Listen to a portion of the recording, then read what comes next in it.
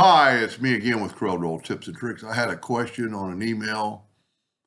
I almost think I've done a video like this before, but not doing it this way. The person's trying to draw this shape like a balloon, and under your polygon tool, under the fly out of the polygon is common shapes, and you have this shape right here that's kind of like a water droplet.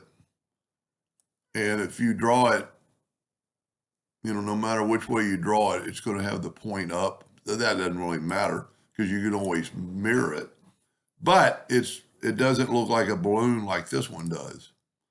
So the way that I would create that effect, draw a perfect square, go up to effects and convert it to a curve, and then grab your shape tool and select all your nodes and right click and turn them into a curve.